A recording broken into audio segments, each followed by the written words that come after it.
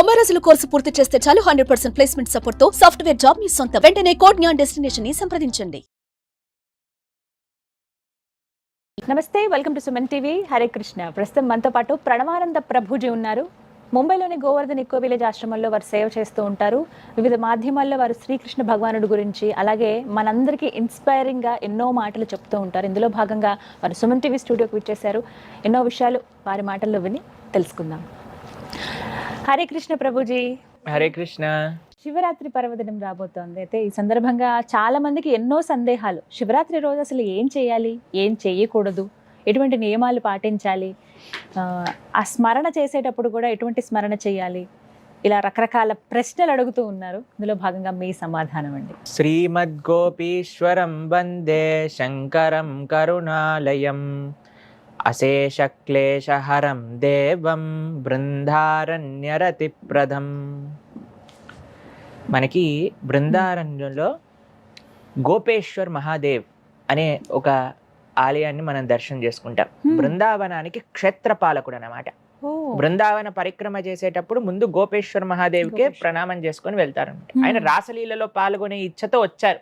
కృష్ణుడు ఆ సేవ ఇచ్చారు, బృందావనాన్ని సంరక్షించండి అని. ఆయన అనుమతి లేనిది ఎవ్వరూ కూడా ఆ రాసస్థలి లోపలికి వెళ్ళలేరు అనమాట. ఆయనకి విశేషం ఏంటో తెలుసా? బృందావనంలో ఆయనకి ప్రతిరోజు గోపికలాగా డ్రెస్సింగ్ చేస్తారు. శివుడికి గాగ్రా చోలి వేస్తారనమాట. పైనుంచి ఇలా కొంగు కప్పి కళ్ళకి కాటుక, ముక్కుకి ఆభరణాలు, చెవులకు ఆభరణాలు, గాజులు అన్ని వేస్తారు అక్కడ ఉండే శివుడికి.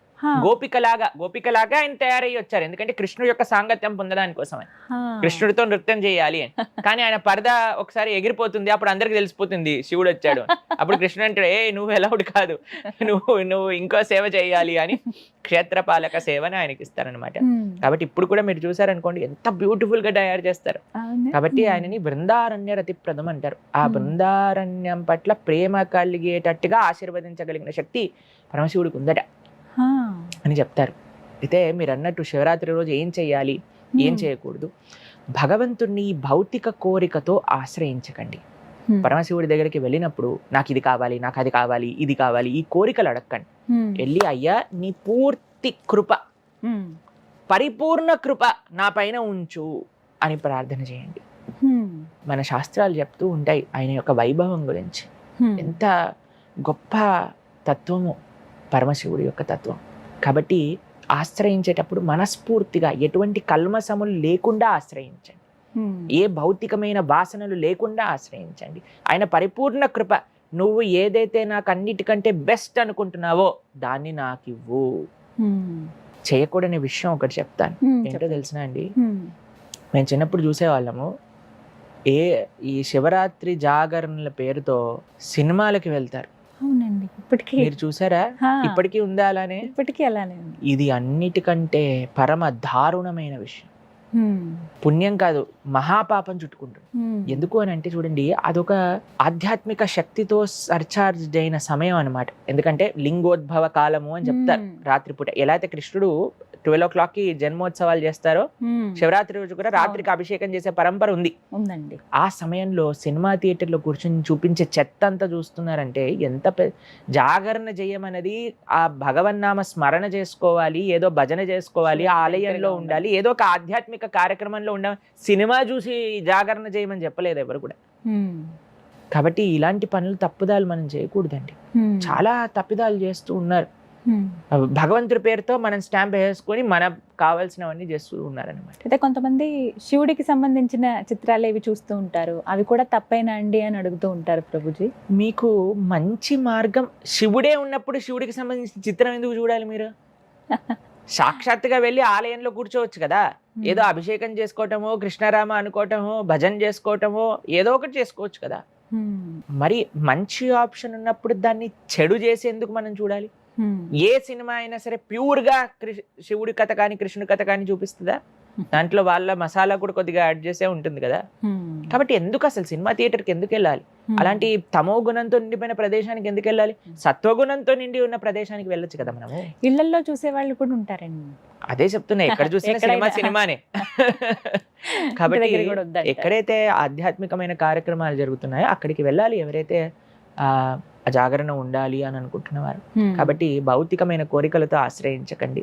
ఆయన యొక్క పూర్తి కృప కావాలి అని మాత్రమే, పరిపూర్ణ కృప కావాలి అని ఆర్జించండి. అలానే సినిమాలకు వెళ్ళటము ఇలాంటి పిచ్చి పనులన్నీ చేయకూడదు. జాగ్రత్తగా మంచిగా ఉండడానికి ప్రయత్నం చేయాలి. అలానే కొంతమంది చెప్తూ ఉంటారు, శివుడు గాంజా తాగుతారు కాబట్టి మేము కూడా చేస్తాం. మీరు విన్నారా? ప్రభుజీ, నేను అసలు ఈ ప్రశ్న అడుగుదాం అనుకున్నాను. చాలా మంది అనే మాట ఇది, ఆ శివయ్యే తాగుతాడు గంజాయి, మేము కూడా ఆ తన్మయత్వంలో ఉన్నాం, ఆ శివయ్యని ఆశ్రయించాలనుకుంటున్నాము, శివనామ స్మరణ చేస్తూ ఉన్నాం, అందులో భాగంగానే మేము కూడా ఈ గాంజాయి తీసుకుంటున్నాం అంటారు. ఇది ఎంతవరకు కరెక్ట్? అంటే ఇవాళ రోజుల్లో చాలా మంది నుంచి ఆ మాట వింటున్నాం. ఫస్ట్ గాంజా తాగే ముందు వాళ్ళు చేయాల్సిన పని ఏంటి తెలుసా? శివుడు కాలకూట విషయాన్ని సేవించారు. అంటే మన లిటరల్గా చెప్పట్లేదు, కానీ పోలిక పెట్టుకోవాలి అంటే అన్నిట్లో పెట్టుకోండి. శివుడు గాంజాయి తాగుతున్నాడు అని నువ్వు ఒప్పుకుంటే ఆయన ఎప్పుడు అలాంటి పని చేయడండి. కానీ అలా పోర్ట్రే చేస్తూ నువ్వు నమ్మే కదా నువ్వు తాగుతున్నావు, అప్పుడు శివుడు విషం కూడా తాగాడు. తాగే శక్తి నీ దగ్గర ఉందా? కాబట్టి ఇలాంటి పిచ్చి పోలికలు మనం పెట్టుకోకూడదు అనమాట. ఆయన తత్వం గొప్ప తత్వం అయింది. నిమ్నానాం యథా గంగా దేవానాం అచ్యుతో తదా వైష్ణవానాం యథాశంభు పురాణానాం ఇదం తదా అని భాగవతం చెప్తుంది. కాబట్టి ఆయన పరమ సాత్వికమైన స్వభావమైనది. ఎప్పుడు కూడా భగవన్నామని చెప్తూ ఉంటారు. ఈశ్వర ఉవాచ శ్రీరామ రామ రామేతి రమే రామే మనోరమే సహస్రనామ తత్తుల్యం రామనామ వరాననే. ఎవరు చెప్పింది ఇది? సాక్షాత్తుగా ఈశ్వరుడే పార్వతీదేవికి చెప్పారు. కాబట్టి ఎప్పుడు కూడా ధ్యానం చేస్తూ ఉంటారు. చూసారు కదా మీరు ఎప్పుడైనా శివుడు ఫోటో? కాబట్టి ఆయన ఎప్పుడు కూడా ధ్యానంలో ఉంటారు, ఎప్పుడు కూడా నామ జపంలో ఉంటారు. కాబట్టి అటువంటి ఆయనను తీసుకెళ్ళి ఈయన గాంజాయి తాగేవాడు, అది చేస్తాడు ఇది చేస్తాడు ఇలాంటివి, ఇదంతా ఏంటంటే అండి మనిషి యొక్క సెన్స్ గ్రాటిఫికేషన్ని అథెంటిసిటీ చేసేయాలి అనే ఒక ప్రయత్నం అనమాట. కాబట్టి ఎప్పుడూ శాస్త్రంలో అలా లేదు, మనం అలాంటి తప్పిదాలు చేయకూడదు. మీ అందరికీ కూడా శివరాత్రి శుభాకాంక్షలు. చాలా చక్కగా వివరించారు ప్రభుజీ. హరే కృష్ణ. హరే కృష్ణ.